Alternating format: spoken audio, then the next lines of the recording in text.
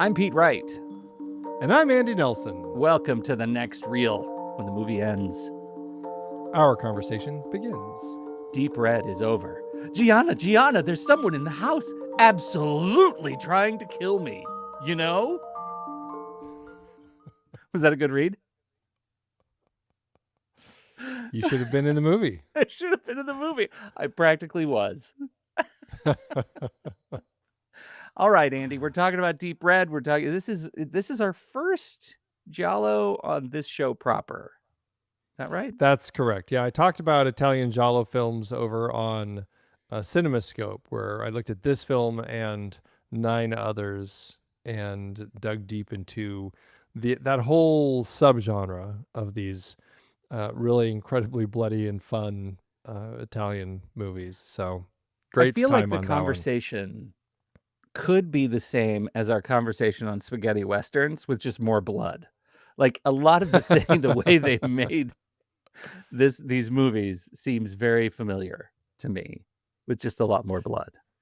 A lot more blood, certainly. Yeah, I mean, Italian Giallo films are Giallo means yellow, and it's named that way because of these original books that these had been written back, I think, in Italy back in the like 20s, 30s, and they had a yellow cover, and they were all these like dark crime thrillers, and so that was the idea. And they have like masked killers, and they have like they're always wearing these black leather gloves, and yeah, they were very kind of pulpy crime mystery novels, and like even to the point where Agatha Christie novels, when they would bring those over to Italy, they would publish them with a yellow cover because that was kind of the whole thing. And so these Giallo films really kind of are very much slasher. They kind of went darker and bloodier, slasher, thriller, psychological horror. Sometimes we're getting into sexploitation, sometimes supernatural, but there's a disagreement among people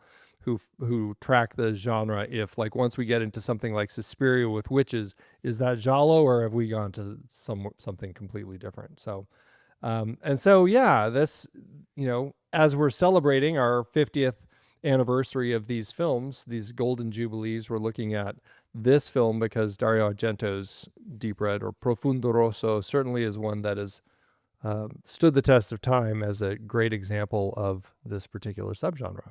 Stood the test of time. There are people who say this is the quintessential example of a Giallo film. I don't know what from nothing, but does that line up?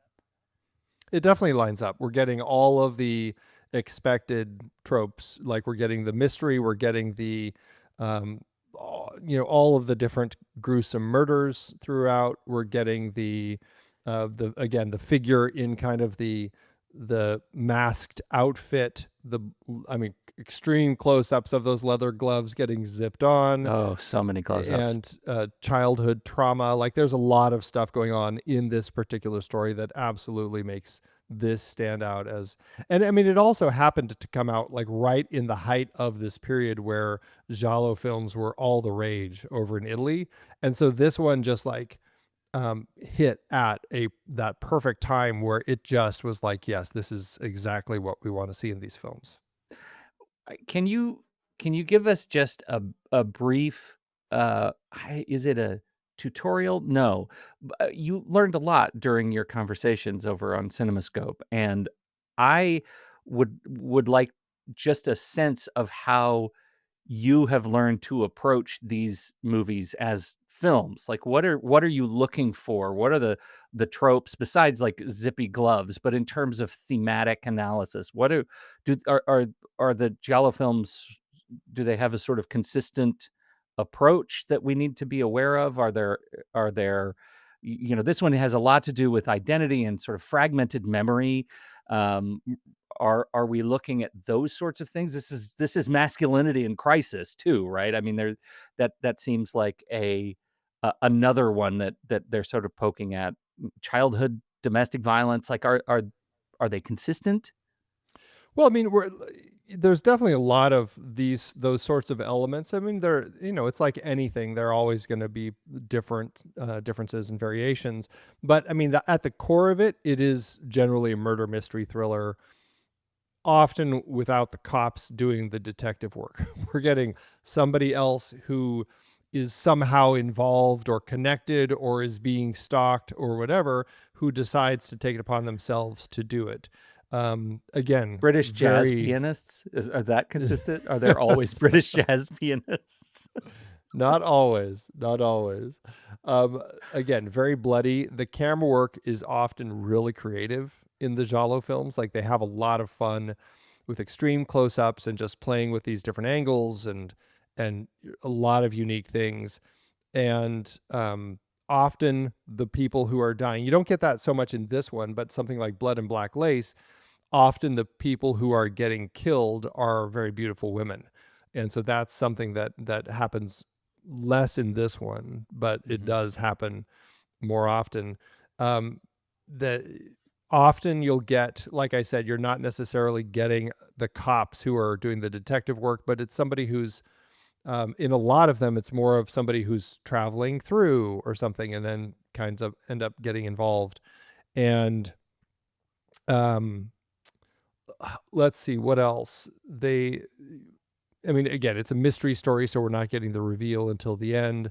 And yeah, again, I think the thing is, because it is kind of just a mystery story, it's also just following a lot of the tropes of what we get in other mysteries, right? We're Yeah. just getting like the setup, we're getting red herrings, we're um getting close people getting information and then either getting killed or not being able to pass on that information. Eventually we get it kind of get the big reveal. Sometimes there's a twist to that reveal, which we definitely have here in this film. So the way to watch it again, and you've already mentioned the kind of that loose connection to spaghetti westerns, only in the sense that when these Italian filmmakers take these sorts of stories on, that they're much bigger, and you've got to kind of walk into it expecting kind of over the top performances, and everything's kind of a little more it just plays in kind of a broader scope than you Uh-huh. would get, and so and some of that makes sense with um, Argento himself having had a background in some of the spaghetti westerns. I can't remember how much it came up in our conversation, but when we discussed some of Sergio Leone's films, Argento certainly was involved in working on the stories Right. with Leone. And so yeah, it's just I think when you walk into these films thinking about it that way, I think um, is probably going to help you kind of connect with the vibe that they're putting forth. One of the things that this movie celebrates is the POV of the killer, right? It has some Sure. real Yeah. Black Christmas vibes to it. Um, and is that a thing that is a staple of Argento that becomes sort of a trademark of Argento or a trademark of Giallo more broadly? I think you could say it's definitely a Giallo thing, keeping the identity secret of our Yeah. killer and playing it with it that way. And I think some of the fun Argento moments are things like the knife cam, like when we have the knife coming down to Mhm. go through a man's throat. But and you can see where somebody like Sam Raimi would latch on to these ideas. It feels like the knife is attached to the camera, and because the camera is following the knife as it comes down and plunges into his throat. Like it's not like a loose follow, it's like literally Oh, attached, like yeah. that knife doesn't move at all as it comes down. And so you see a lot of those sorts of playful things that Argento's bringing to the table with his kind of creative camera work, the designs that he does with his cinematographer. Here it's Luigi Cuveler. I don't know if I'm saying the last name right, but anyway. That trick, I the knife attached to the camera trick, I love that trick, and it made me think horribly of the Pepsi commercial that's all the rage in the theatrical pre-shows right now. Have you seen this? Where it's the Pepsi can, and there's all kinds of stuff going on around it, and the Pepsi like, the scene is moving. It made me think of this movie. I think that I Pepsi can is a Giallo commercial.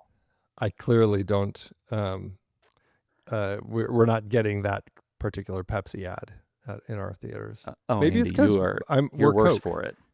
Oh, you're Coke. You're a Coke people. Yeah. Okay. Yeah. All right. Well, I guess the question I have for you is, what do you think I thought of this movie? That's a good question, because I don't think that you've really dug into Giallo films before. No. Yeah, but I although I know you've seen Italian, a lot of Yes. these sorts of types of Italians, you might have seen Suspiria. I can't remember if you've Yeah. seen the original Suspiria. Yes. I have watched Suspiria. It was Okay. shortly after you and Steve did the Goblin concert watch, the live Yeah. Right. show Right. watch, Oh, this is and so much fun. yeah, and I felt like I was left out, and that I needed to be a part of it in some way. So I sat down and I watched that movie. Okay. Crazy. Okay. So that's it, though. I think that's really it. And I was not watching it from the perspective of, what is a Giallo film? I certainly don't have that experience with it. And I it was, but at least that's an Argento film that you've Yes. seen, Yes, for sure. which sounds like it might. Is that? Would you say that? Can you say for sure? Is that the only Dario Argento film you've seen? I believe it is. Yes, I can say that with guarded confidence that Okay. that's the only Okay. one Yeah. I've seen. So then, knowing that, I think that you probably enjoyed this, but probably, I don't know. I'm wondering if you thought it was a little big and a little over the top. I okay. I'll start by saying, spoiler, in my Letterboxd review, this movie gets a heart. It is a big heart, right? Okay. I really enjoyed my time with the movie. I thought it was bonkers, and there are so many opportunities to come out of the movie and say, "What the hell are they doing with this right now?" Right? Like, there's just a lot of that. But I had a blast with it. Like, Yeah. I had a ball. I did not find the resolution of the mystery satisfying. I didn't like that. I felt like that was out of the blue, and I wonder if that's just I need to loosen up on my criticism of mysteries that don't resolve in a fashion tidy enough to be satisfying. Um, the the truth is, I didn't see how the story connected to Mom. Although for character economy, of course, it was probably I should have called it as Mom all along. Like that, like in hindsight, it's a I guess it was a big flag on the field when they introduced that wackadoo lady, that she would have something to do with it. Why is she even in the movie if she's not like principal to the resolution? But I did not find that satisfying. Where do you stand on just the mystery? Well, and yeah, and I think that in many ways you'll probably end up finding that with a lot of Giallo films as Yeah. well, where the mystery is, I mean, I don't want to call it like Scooby-Doo-ish, but they end No, up you being could. like, you could. We're not getting masks pulled off or anything like that, but there is a sense of um a structure with the mystery where it's put together just to resolve everything, yet it's not necessarily like building to something that is, as like, there's not necessarily like a thematic satisfaction. It's just kind of like, we're just going to get an ending and we're just going to see, oh, these are the people who did it, and you kind of get some loose reasons why. And I don't know, I have found that in many ways you just kind of like go along with it, because Yeah. that's just kind of like, that's the idea they had. Oh, what if it's this, and what if she's involved too? And Right. like, and so we kind of end up with that sort of situation. And so yeah, I mean, I don't know if it necessarily, if you want to couch your reactions to all mysteries, or if it's just something that when it comes to watching Giallo films, you want to go, okay, we're just going to kind of get some of this sort of mystery. Well, and I'm hot under the collar a little bit because we just watched the new release on Netflix of the Thursday Murder Club, and so I'm already mad about that mystery. Like, I felt like that mystery had a huge opportunity to do it well, and I don't think it it played very well. So I came into this thinking, oh, a murder mystery, Italian classic 50-year-old Italian murder mystery. This is going to be great. And it was not great. It's okay because so much of the rest of the movie is really gross and fun. And I actually found like you say Scooby-Doo, like the, the thing about the Scooby-Doo, like the team in the Mystery Machine, is they really have no business solving crime and solving mysteries, and neither does our British jazz pianist. So on that, this movie is exactly like Scooby-Doo, and brilliantly so. Like the fact that this handsome British guy has taken it on himself to figure out what's going on is delightful. Like I think the idea is crazy and fun. Um, and the cast of characters that sort of revolve around him are equally bonkers. His drunk friend, whose mother is problematic, like they're I actually found all of those the sort of orbital cast around him was great. I do want to say that I watched, I think the same version you watched, which was the shorter dubbed version, right? Correct. Yeah. Yeah. I was doing a little bit of looking up what the kids call research on the differences between the two versions of the film, having not seen the longer Italian version. Apparently, there are extensive scenes between Marcus and Gianna that develop their relationship and add tonal variety, including subtle feminist commentary. I wonder what that would be like. These scenes are largely cut from the international version, making Gianna seem more like comic relief than a central figure. Uh, that I Yeah. that was my experience too. And there's definitely some more graphic violence that also Yeah. gets cut. So, but yeah. Although it seems like most of the violence is intact. Like if they were cutting just for violence, it seems Oh like there's yeah, a lot yeah. of stuff in the international version that would have been cut. Uh, I think so that the violence that they had cut was, I think there had been like a dog fight sort of thing that seemed too violent at the time, and they had cut that. And then later they reevaluated it and said yeah, you can just see that these dogs are actually just playing. They're not actually trying to kill each other. I think that there was more perhaps with that lizard that the little girl is torturing that we yeah, get. So I think that that's the sort of violence that was cut. I think kind of yeah. the actual potential animal, real animal violence. The most importantly, it sounds like the ending is intact. Like the structure of the climax is intact. Although the Italian version apparently, quote, lets moments breathe more slowly with longer pauses and more emphasis on Marcus's psychological unraveling, while the international cut moves quickly to the end. But Yeah. substantively, it sounds the same. Yeah. So I think that's largely what we're getting. Although I'd love to just see the original Italian version just to kind of like have a handle on like what has changed so I can get a sense as to how I feel about the two versions.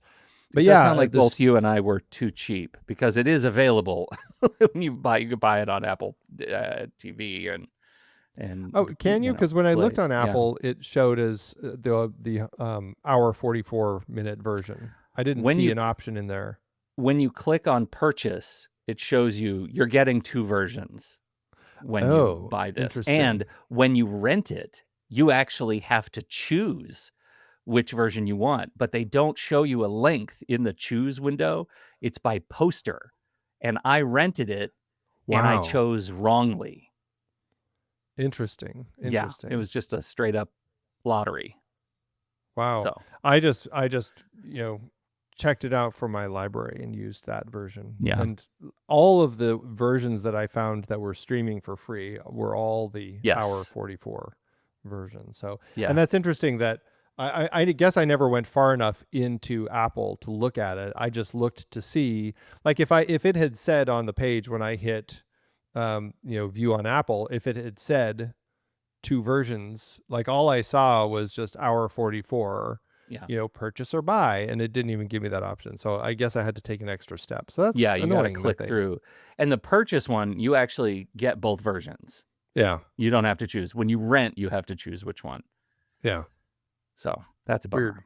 Yeah. Yeah. So, Yeah. okay.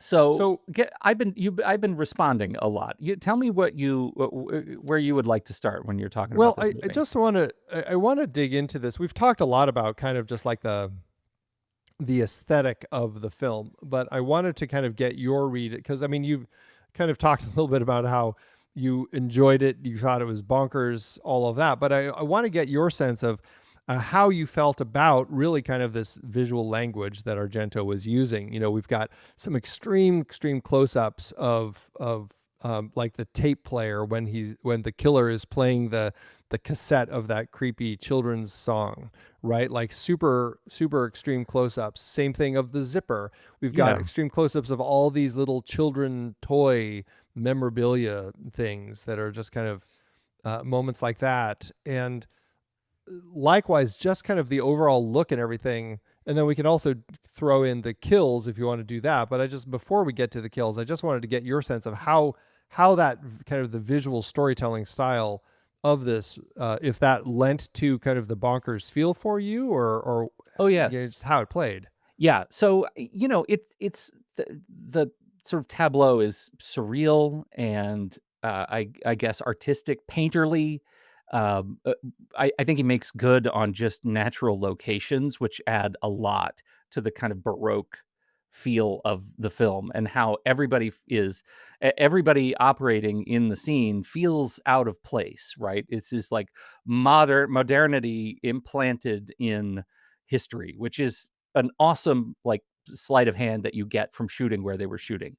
But when they then take the camera, and I mean, you say they're extreme close-ups. They're extreme close-ups, but extreme close-ups that put you inside what feels like a gigantic universe. Like we're traipsing around, you know, where the camera is moving inside of these kind of things. It makes everything feels really big, and I think it goes toward that sense of being out of place. It's really jarring how they end up using the camera here, and it feels very personal. It feels like it does a weirdly able job of putting me in this wackadoo universe that I found unsettling and really compelling.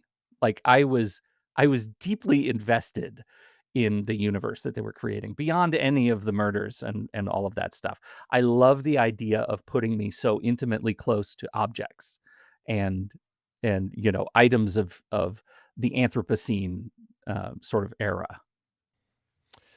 Yeah, there's a couple moments that really just stick in my head. One is when we get it's a shot of a record being played, and Yes. it's like this extreme close up of the head and the needle on the record, but it's like the camera is also like panning around it Yeah. at such an extreme close uh, position, and I was just like kind of mesmerized by how they had that camera move integrated into that entire thing. Yes. It was incredibly slick. And it made it like I the trick of the eye that they're pulling here is that it makes me think that they actually built a giant record player, right? It Yeah, feels right, like this is all miniature stuff that, right. you Yeah, know, it's or wild. scaling sets, Yeah, like they built a yeah. giant human-sized record player. It's really fascinating what they get away with because of these The tricks. the other thing that I find works incredibly well is when the killer, we cut to several times putting on black eyeliner Mhm. around the eyes, and it's done in such a way that it just feels violent. Like Yeah. it feels like like damage is being done. The way that it's being put on is aggressive and heavy and dark and high contrast, and you're just getting this done in a way where it's off-putting, and it really does add to that sense of horror. It's so effective. I love all of those eye close-ups that we get throughout the film. Yeah, it pulls the tissue around the eye in, again, a very disquieting way. I don't. Any eye stuff is tough for me. Yeah, yeah. And It's not and quite eye trauma because no, it's it's eyeliner, but right. it's bordering. It's It's bordering. bordering on eye That's trauma. exactly right. Yeah. Yeah. Uh, Well then, okay, so let's now jump into the actual kills because I think adding to the visual language of the story, it's a murder mystery, but as you'll see in the Italian Giallo films, they tend to just jump into the incredibly gruesome, which you don't always get in like an Agatha Christie sort of thing. Like this is pretty bloody stuff, you know. Aside from our first murder, when the psychic gets killed, and you get that as he pulls her out of the window, and like the giant chunk of glass is still sticking out of her throat, so there's blood everywhere there. yeah. Then we get the boiling the woman's face in the scalding water. That Yeah. that would be the death of Amanda Righetti, Yep. Yep. which Yep. is tough. Yeah. The Yeah. blistering skin. Oh. Yeah, this one, I mean, here we go. This is just violence that is prolonged and exaggerated and absolutely artistic in its theatrical brutality. This is, I mean, it's elegant. It is as elegant brutality as the giant record player that we're running on. But as much as the visuals are incredible, so is the sound. Like you hear everything when her face is being smashed into those tiles. Like you hear bones crunch and water boil, and all of these things are happening. At the same time. It's sensory overload. And you know, Carlo Rambaldi, who I mean, we've talked about back like when we did ET, is a master special effects wizard, and you can see why Hollywood latched on to pulling him in, and especially Spielberg with like Close Encounters and this, and he also worked on Alien and a number of just big Hollywood projects. But you can see why they grabbed him after seeing like these sorts of effects, like that blistering effect when she is Mhm. laying on the tile and just looking at her face. I mean, it really, it was pretty awful. It was just completely horrifying. Like It's one awful. one getting drowned is already awful, but two, getting drowned in scalding hot water just like adds a level to it that you just don't want it to be taken to. It's She just gets sous horrifying. vide'd. It's so bad. Oh yeah. Yeah, so that's rough. But I think the first death of Helga Ullmann, right? Like that's not easy. Um, that the way she is she falls on the glass. It's just it's just not. It doesn't compare to the bathroom sequence. No. But how Um, does it compare, Pete, to the death of Professor, our dear Professor Giordani? This one, I was thinking about you during this one because there's so why? much dental trauma. And just the idea of it is so well. One, I just also want to bring up the fact that we have one of the creepiest dolls in cinema that I mean, it surprises me every time I watch this because I Yeah. know it's coming, but just the way that it comes out is just, it's so off putting and wrong and creepy in every way. I don't understand. That was the thing. The doll runs across the room, but it's a mechanical doll. How big is the doll? Like the sense of scale, it happens so It's like, fast. Like it's like half a person. It's it's half a like, person, right? yeah, Like it's a big doll. yeah. And then he is killed. The problem is this is like the so far the most. This is bad. This is right up there with American History X. This is and American History X. It's because of that curb stomping that I won't watch that movie again. Right? Yeah, Like yeah. it's horrible. And this is right there. And I it's just again and again smashing his face into the edge of the desk and his teeth like mouth open Yeah, smashing against the corner. I don't want to talk about it. It's yeah. bad. It's really Yeah. bad.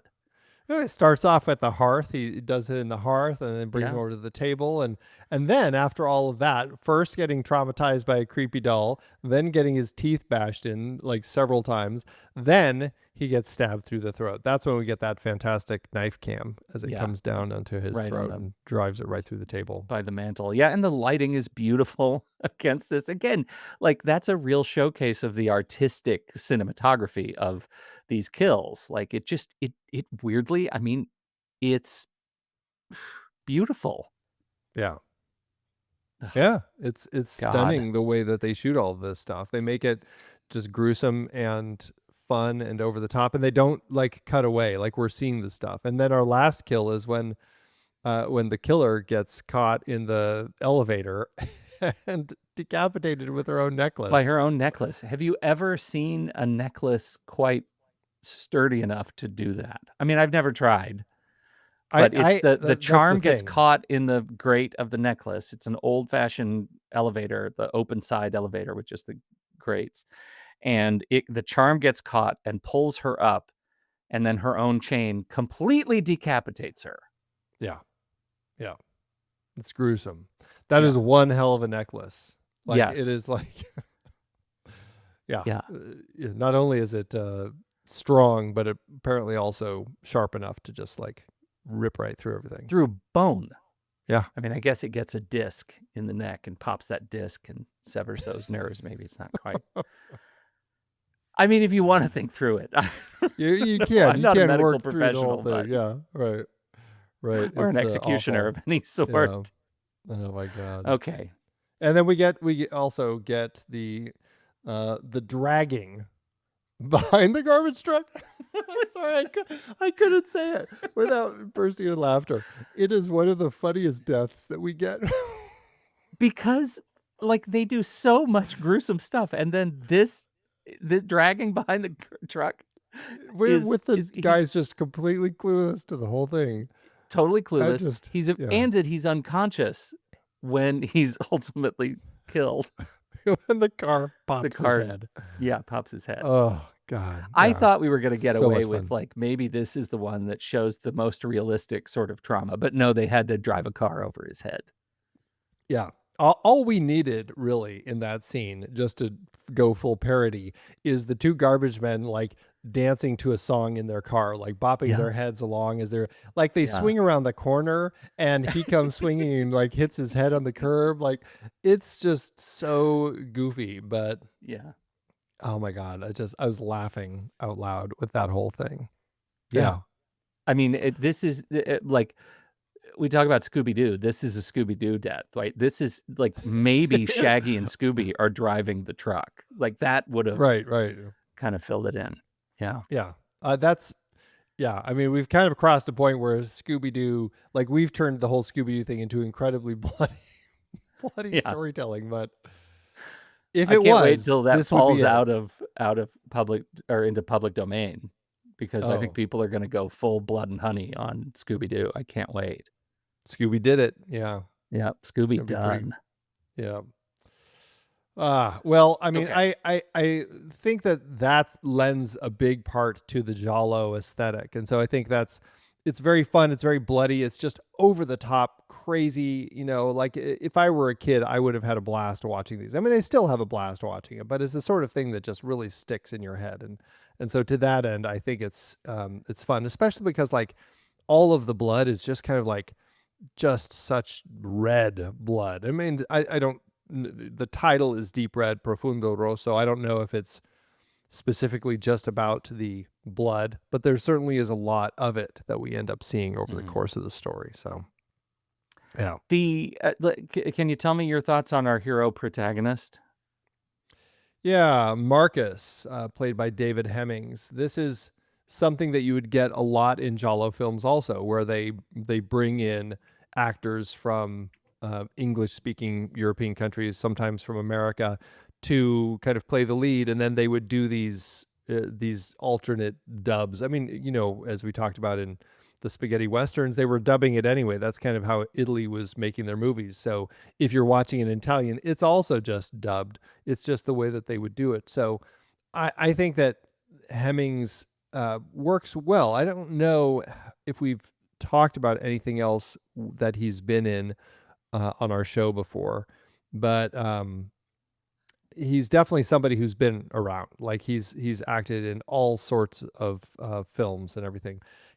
I think he plays it well. He plays the like I buy him as kind of a jazz pianist living in Rome or in Italy, I guess we'll just Mhm. say, and just this sense of an actor who is, or of a person who kind of takes it upon himself to dig into this because he knows the killer is now after him because he was the neighbor of the woman who was killed initially, of Helga, and saw the killer. Like he actually walks into the house when the killer is still there. That's that whole moment that we have where he's convinced that there's a painting that has been removed, but as we find out that it was actually a reflection of the killer, he knows that he's kind of like come into contact. The killer is now after him, and so and again, the cops are pretty inept in this. They do take shots at Carlo later in the film, but again, also are not very good at hitting him. And so yeah, he has to do it himself because otherwise he's going to get killed. That was I have to admit, like, as much as I think the fact that it was his friend's mom that was the killer, I love the reveal of his memory of the mirror shot. I love it Yeah. so much. First of all, the expression on her face is like she's trying to match the wackadoo art, which is all like Yeah. spectral paranormal faces in these pictures, and her face is trying to mimic that in the mirror, and I can't I wanna say I can't believe she gets away with it, but this whole movie is that kind of vibe, and it plays ultimately. Just the mechanics of that final scene, I think, really work. Um, especially because when we think back to the beginning, when he was going into the apartment, he was moving quickly, he was running, and that's just our human experience of memory, that these visual cues, you think you see something and you didn't see something, or maybe you did, or you just don't know. And I think that actually this is one of those things that I think is plays very, very well in that final reveal. Yeah. And they didn't cheat it either. Yeah, Like you go back to the beginning and you watch that first shot when he comes in and it's the exact same. it's Like, there. yeah, it's always Yeah. there. I Yeah, think that's that's really I mean, actually, yeah, that's a really good point. That's one of those things that would have been easy to cheat. And, um, and the fact that they didn't, the fact that you can go back and rebuild the sequence for yourself as a viewer is a real testament to what they did. Whether or not you buy the overall mystery in the relationship, boy, the mechanics of how he plays that out is really good. yeah, yeah. How about so over the course of the story, Marcus ends up working with a reporter, Gianna, who she she starts out, I don't know, antagonistic, I suppose, certainly antagonistic with the police. They kind of have a typical reporter cop Yeah. relationship where how did she know? And so you're like, is she in on it? What's the whole thing? But they kind of start this working relationship as they're trying to help each other figure out what went on. And uh, but she's also he kind of feels maybe has to help her because she's the one who took his photo and put it in the paper. So the killer, knows that he's perhaps knows more than the killer thought he did. And so Mhm. hence we have him working with Jana. Does that play for you? Do you like all of that? And how does Daria Nicolodi work for you in the role? Well, I didn't know what to think of her at first, but I think I softened to her because after the arm wrestling scene, I really love the way that was played. The fact that, she challenges him to arm wrestling and she wins The twice. whole yeah.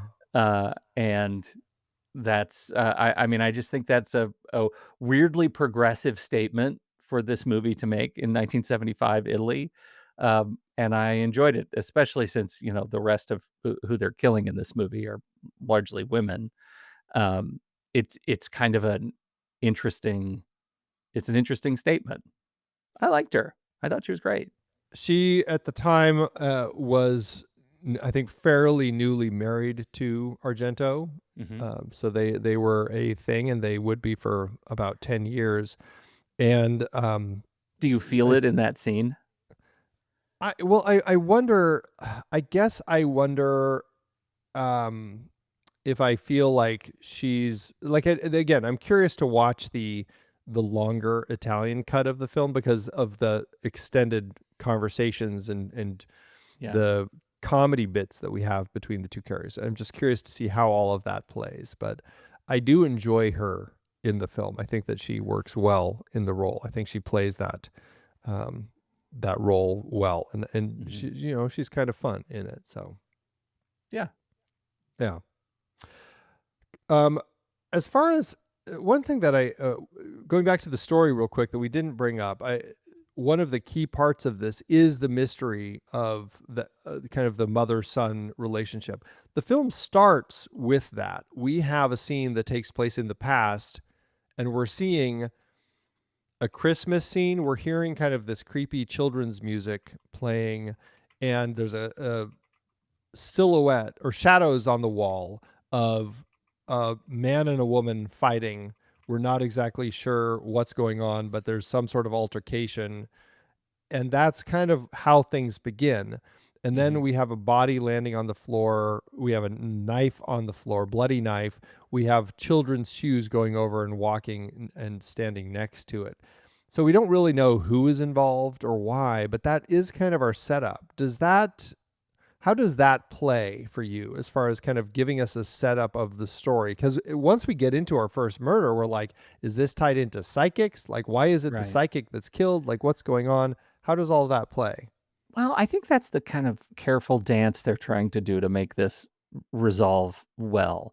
The problem, I think, is that the pacing of the reveal of the mystery itself is such that by the time you start getting to understanding the other clues, at least for me, I kind of forget the prologue, right? I've moved on to this psychic story, to trying to figure out how all of this stuff is related, and I'm no longer tracking the opening sequence. And yet, there are clues to this opening sequence throughout. For example, he goes to the house, right? Where he he goes several times to the house, and one of the times he's in the house, he finds the drawing on the wall of that scene.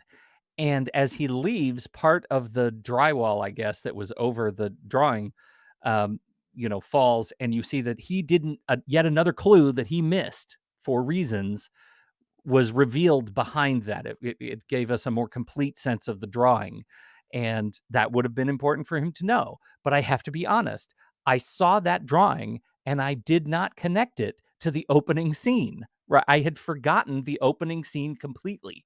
So now I'm trying to connect this stabbing situation to the psychic drama. Maybe that sort of discomfort is what Argento wants me to feel, but to me, it felt it just didn't. It felt disconnected in a way that made the mystery feel disjointed and incomplete.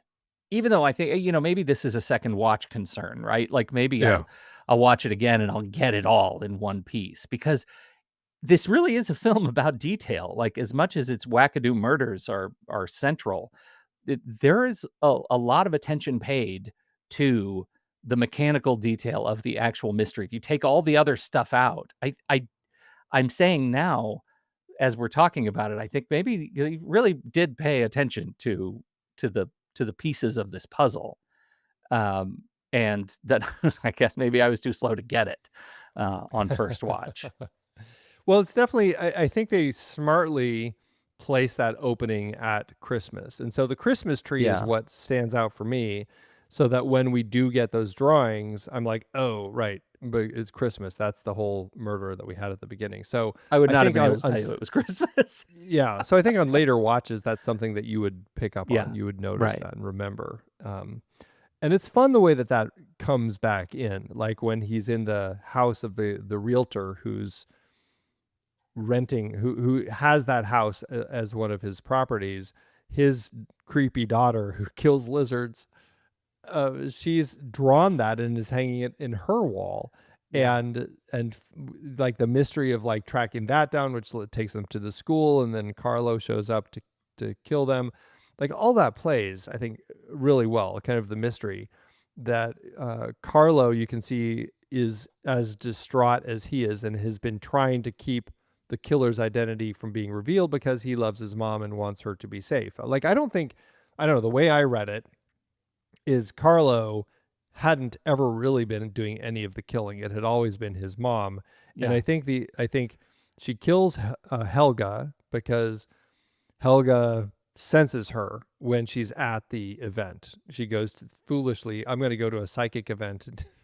And then the psychic Yeah. picks her out of the crowd. So you've got that kill. And then from that point, Carlo as a character seems to slowly be on the decline, right? He just always seems worse and worse and worse. As a side note, I love that he works at a place that looks like Nighthawks, like that blue bar where he works. It's just a totally Yes. like weird Was little that so good? Nighthawks nod. Yeah.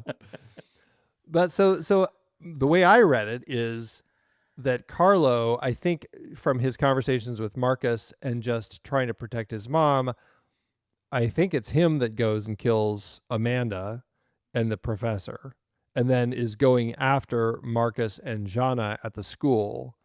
And I think his mom comes back to kill at the very end because she's upset that Marcus led to her son's death. That's how I read it. But it's possible mom was doing it all. I don't know. How did you read it? I read it the same way, that the initial the inciting killings were mom, and that Carlo was protecting mom, and then ultimately mom was protecting or avenging Carlo. Yeah. And so it was a real Oedipal murder circle. Yeah. Yeah. Definitely. There was definitely a lot of that. So um it I don't know. It plays really well. I have a great time with the cast. Oh, and Goblin does the score. This is the first time they work with Argento. It's very 70s, but man, do I have a blast with this score. How did it play for you? I, I mean, I know you have a soft spot for Goblin in your musical Heart of Hearts. I don't think I have that kind of connection to Goblin. The score works well for me. It goes in and out of being just interesting and swings toward unsettling in a way that works for this movie. Um, I don't think I'm a Goblin, just generally a Goblin fan. I don't think I wouldn't put this on to, like, study to. That's a shame. I'm hearing that. No, it's great. I just have a blast with the Goblin scores that they would do with Argento. I think there's Yeah. a lot of fun in their music and just what they're delivering. So, Yeah. anything else stand out for you that you want to discuss or?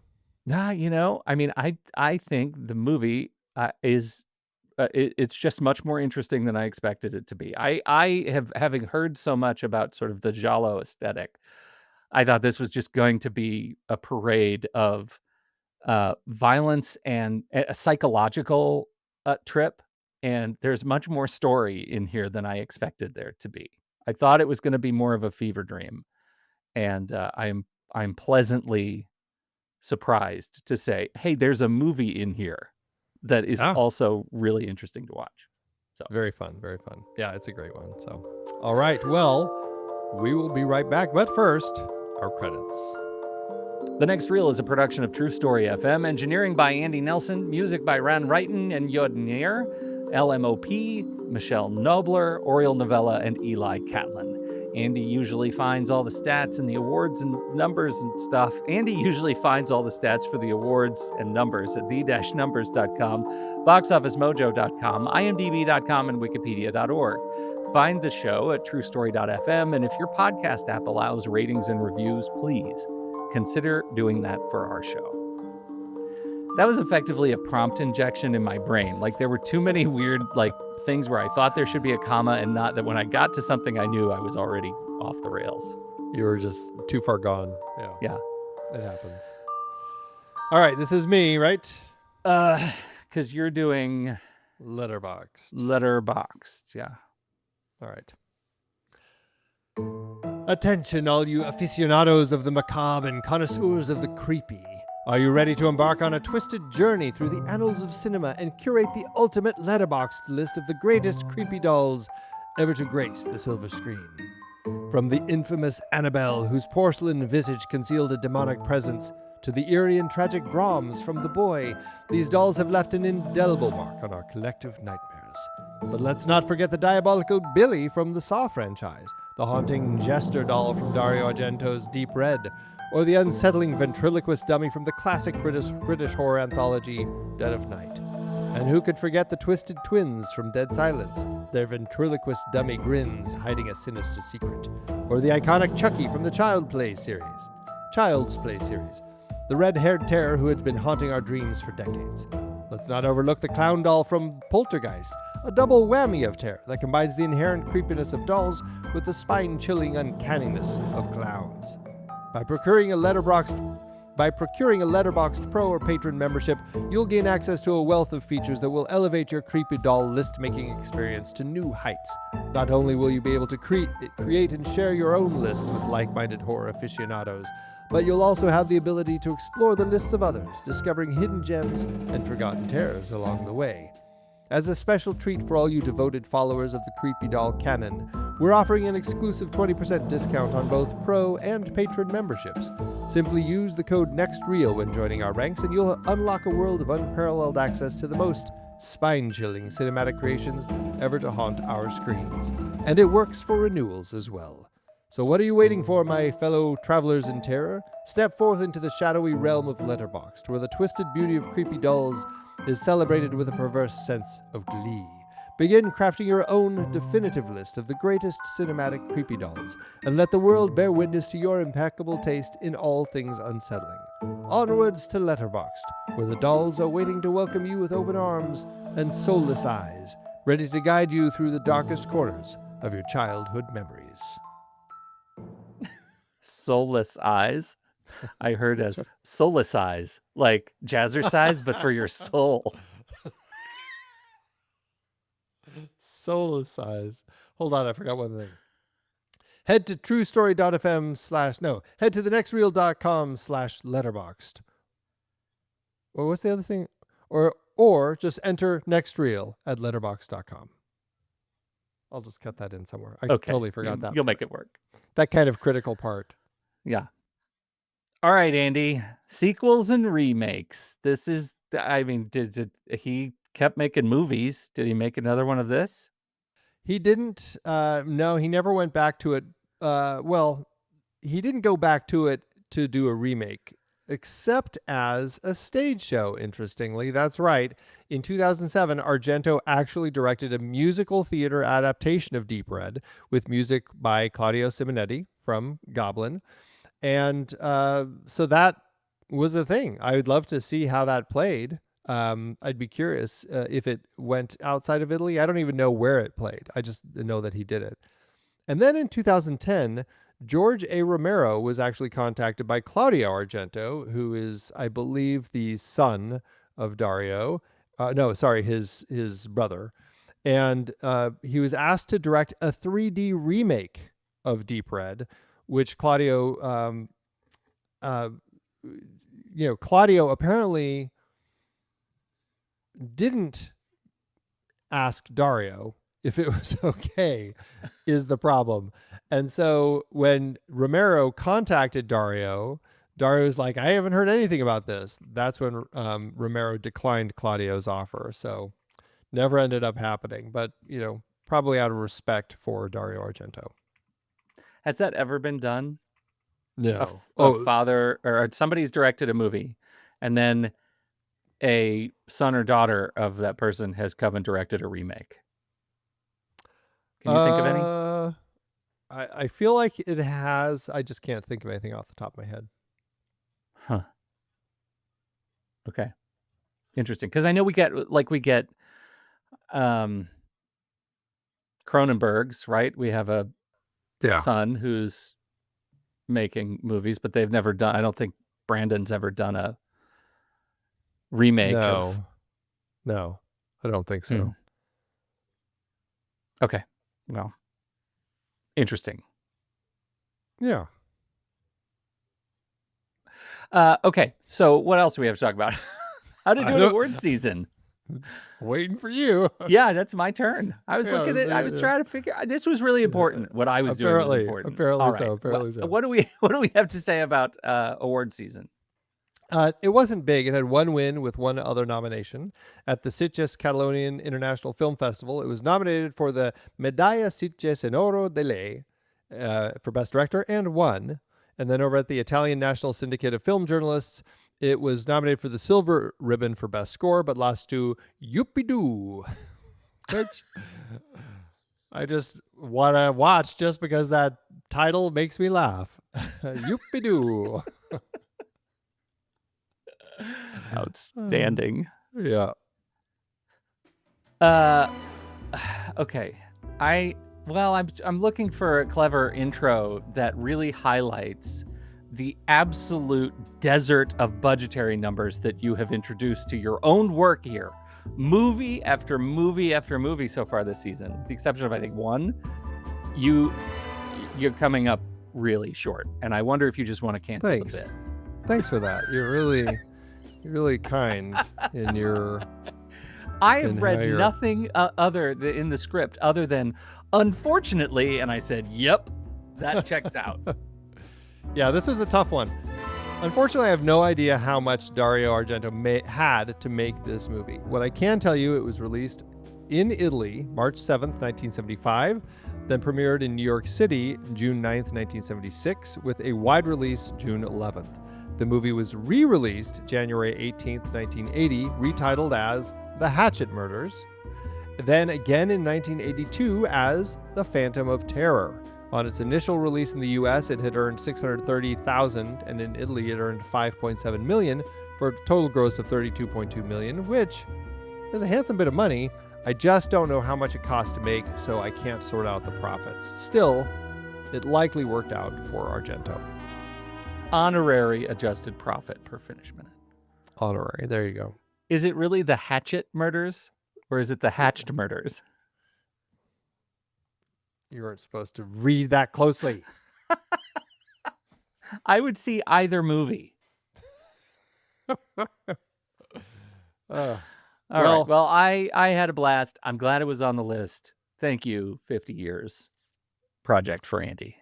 Yeah, I'm glad to get you to finally watch this one. It's a really fun film, and, I think it's a good start for you dipping your toe into the crazy world of Italian Giallo films.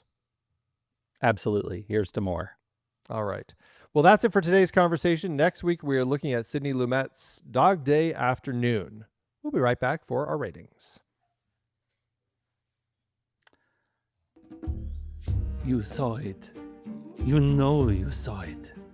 There, just for a second, something in the corner of the frame. A flicker, a gloved hand, a shadow that should not have been there. You tell yourself it's nothing. You go back, you watch again, and this time, it is gone. That's what it's like listening to the next reel without a membership. You're missing something. You're missing the full picture, the hidden room behind the crumbly plaster. You're missing the unnerving conversation that is just out of reach. But here is the good news. For just $5 a month, you can unlock the uncut, undubbed, unhinged version of the show. That means ad-free episodes. That means early access. That means member-only channels in the Discord server. That means live streams for those who like to watch. And of course, the smug satisfaction of knowing what all the others have missed. So join the Next Reel family of film podcasts as a supporting member and stop guessing what was behind the mirror. Go to TrueStory.fm/join because the real horror is not knowing what you missed. Mwah. Oh my God. That was good. Thanks. I feel like, after Hannibal, clearly you had been pining for another opportunity to go full bad Italian accent. Yeah. Like you needed it. I think over the years, I would like to create a supercut of Pete's bad Italian accents and see if they improve. I don't think we'll know until years go by. That's true. You gotta actually play it all back to Yeah. back. Letterboxd, Andy, Letterboxd. Letterboxd.com/the next reel. That's where you can find all of the movies that we have been talking about on this show and where our stars and hearts are buried and sometimes cleaved asunder. Sometimes What boiled in a hot bathtub. What are you going to do for this movie? I have such a fun time with this one. It's bloody, it's silly, it's just a lot of fun. Some great creepy moments. 4 stars and a heart is where I'm going to land with this one. Andy, me too. 4 stars and a heart. What is going on right now? Samesies, I guess. Samesies. Well, that I can't believe this is a 4-star movie. I can't believe it. So you walked into this not expecting it to be. Oh, yeah. I walked into it expecting it to be barely watchable. Really? I thought I was going to be mad at you again. Wow. This is very, like, there's a reason these movies hold up for 50 years. I know. That's the whole point of this series. Watch next week's Dog Day Afternoon is the one you're going to be like, 1 star. Tooey. Well, that one I've seen before. I know, but I'm just saying, I'm going to be surprised. It's aged poorly? Maybe you really hate it. That's your secret. It's got issues. It's got quibbles. It practically outlines its own quibbles. Oh my gosh. Well, that will average out to 4 stars and a heart over an account at Letterboxd, which you can find at the next reel. God, bleh. Well, that will average out to 4 stars and a heart. You can find that over at our account on Letterboxd at the next reel. You can find me there at Soda Creek Film, and you can find Pete there at Pete Wright. So, what did you think about Deep Red or Profondo Rosso? Profondo Rosso. We would love to hear your thoughts. Hop into the Show Talk channel over in our Discord community, where we will be talking about the movie this week. When the movie ends, our conversation begins.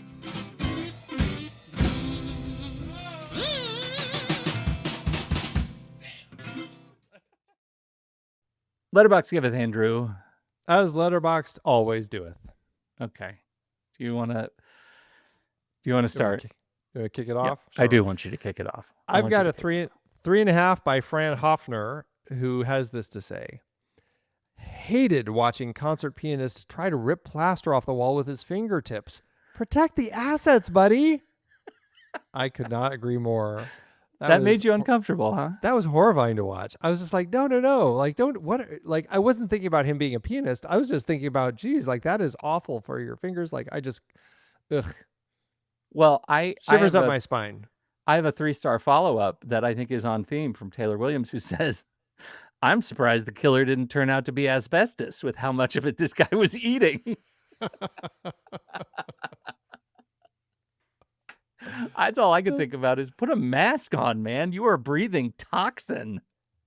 I love that when he realizes the window that has been plastered over, that instead of just like going inside to find the room, he's just like, I'm going to scale the wall of this place to find the window.